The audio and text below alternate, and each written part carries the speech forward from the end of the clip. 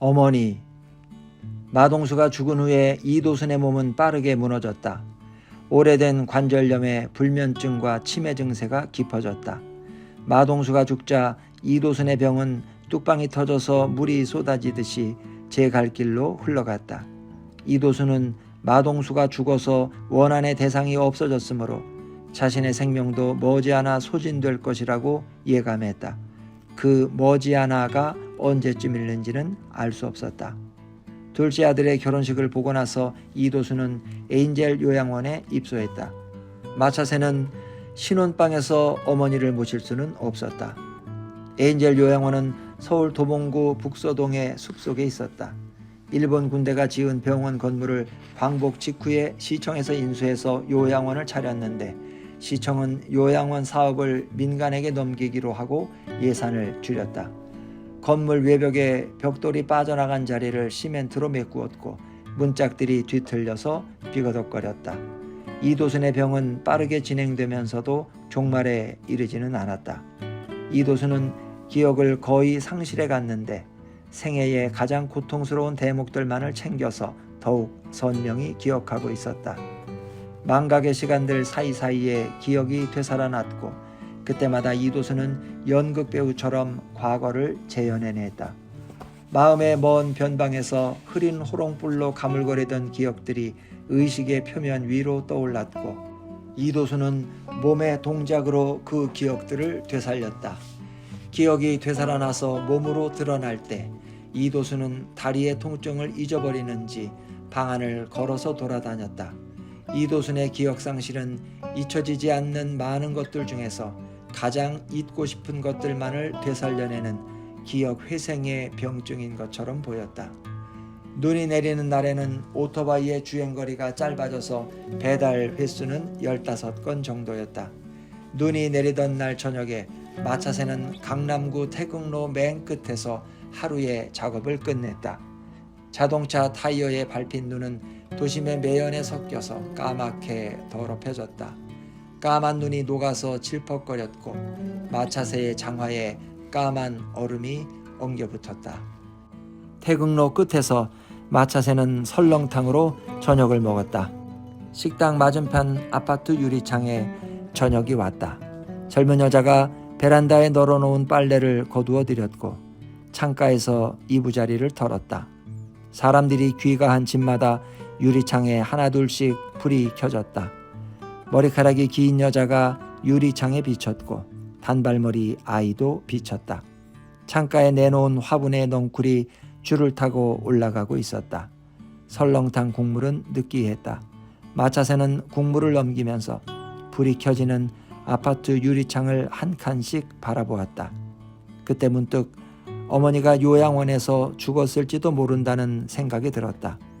아파트 유리창에 비친 남들의 저녁 일상이 어째서 어머니의 죽음을 연상시키는 것인지는 알 수 없었지만 조바심은 강력하고 다급해서 거역할 수 없었다.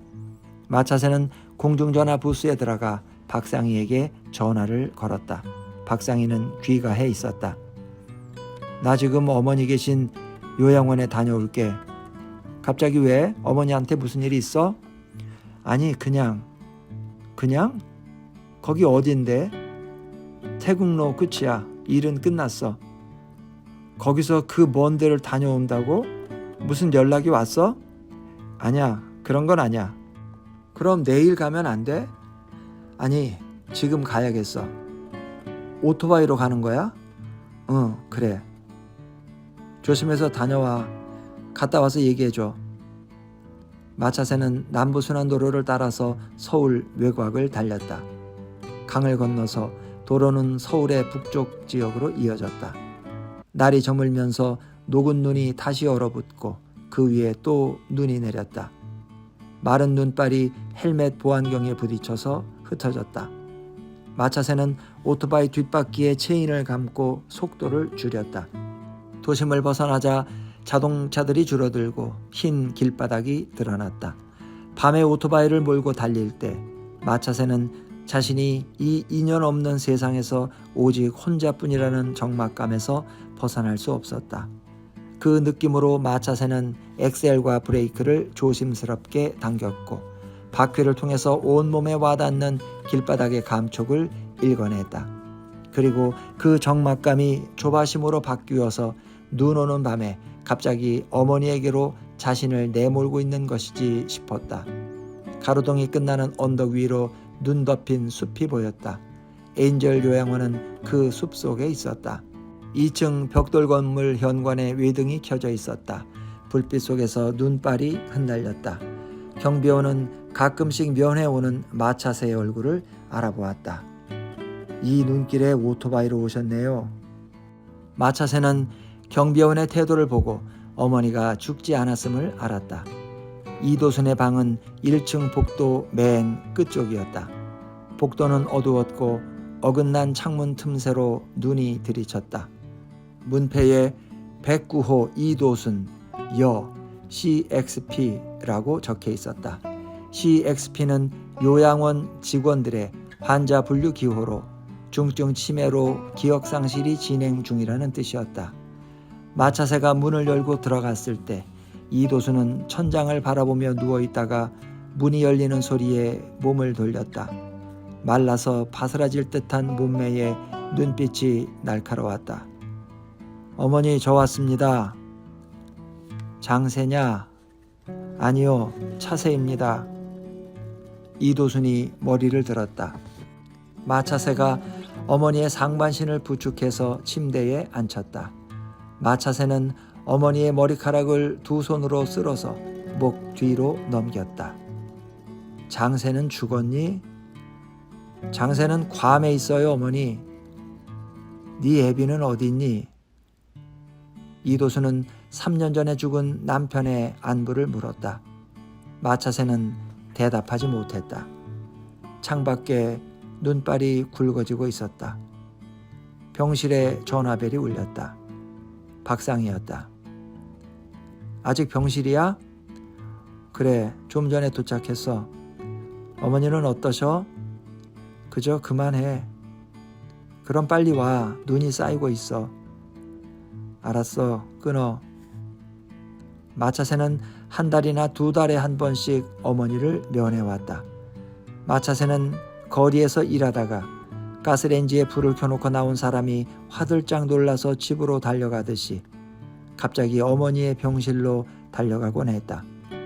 이도순은 잠들어 있을 때도 있었고 망각된 기억의 핵심부를 살려내기도 했고 지치면 혼자서 울었다. 마른 울음소리가 목구멍에 걸렸고 눈물은 나오지 않았다. 쌀랑눈이 한방눈으로 바뀌면서 창밖에 눈 쌓이는 소리가 스쳤다. 길려야, 길려야, 어디 있니, 길려야. 이도순이 비척거리면서 서랍을 열어보고 화장실 안을 기웃거렸다. 이도순은 흥남부두에서 잃어버린 젖먹이 딸을 찾고 있었다. 길려야, 어디 있니? 이도순은 커튼 뒤쪽을 들여다보았다. 마차새는 어머니를 말리지 못했다. 그 아이의 이름이 길려였구나. 어머니는 어째서 한평생 입 밖에 낸 적이 없는 그 이름을 말년의 암흑 속에서 기억해내는 것일까? 어머니의 치매는 망각된 고통의 기억을 극사실적으로 재생시키고 있었다. 길려는 여자 이름이니까 길려가 살았으면 내 누나였겠구나. 마차새는 길려가 어머니의 치매 속으로 살아 돌아오지 않기를 빌었다. 이도순은 침대 밑을 들여다보았다.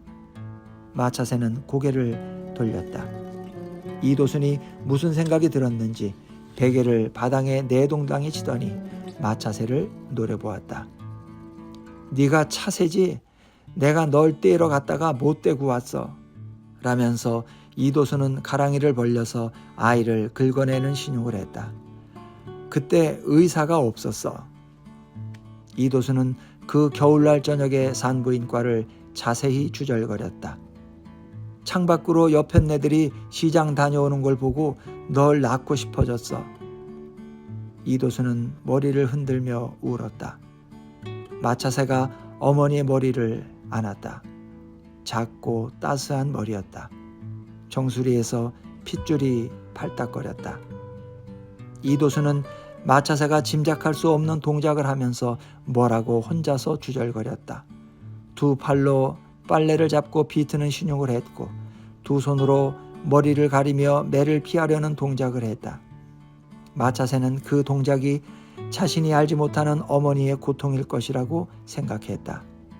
마차새는 어머니의 생명속을 느리게 흘러가는 시간을 생각했다. 시간은 이도순의 생명을 가지고 놀면서 조금씩 뜯어가고 있었다. 마차새는 아무런 할 말이 없었다. 마차새는 주술사처럼 망각 속의 기억을 소생시키는 어머니의 1인극을 바라보다가 외면했다. 이도순의 1인극은 30분 이상 계속되지 못했다.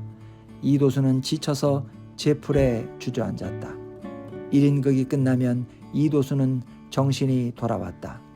이도순은 제 손으로 수면제를 찾아 먹고 잠들었다. 잠든 얼굴은 더 작아 보였다. 땀에 젖은 목덜미에 흰 머리카락이 붙어 있었다.